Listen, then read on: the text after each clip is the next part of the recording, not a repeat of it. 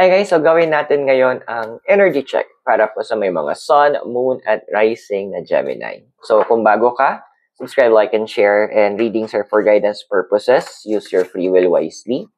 And gamit natin si Clue card ni Sakura. Okay, so Gemini. Your card we have here is the fiery. One of the major four elements sa series si Sakura. And also in tarot and even in magic. The fire is about the passion.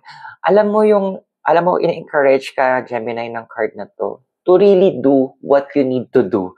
Kasi ang dami mong, andun ka sa level na pinipigilan mo yung sarili mo na to do the things na kailangan mong i-pursue. You know what? I think ito na yung time. Take this na bilang sign mo to pursue kung ano yung nasa heart mo. Ang dami mong plans and may mga nakaset ka na ng mga gagawin mo, i-achieve mo in life.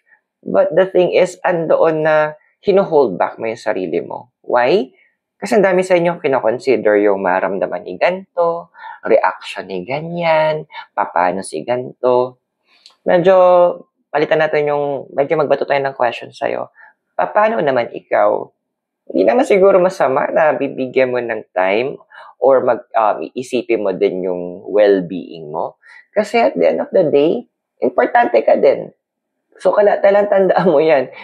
Love is not always about sacrificing for the ones that we love, but it is also about taking care of ourselves. Kasi kung walang mag-aalaga sa'yo, sino nga asahan mo? Diba? I hope nakatulong yung reading. Those are for guidance purposes. Use your free will wisely. And if you're new, subscribe, like, and share. So maraming salamat. God bless, namaste, Hare Krishna, and blessed be. And I hope to see you on our next video. Bye for now.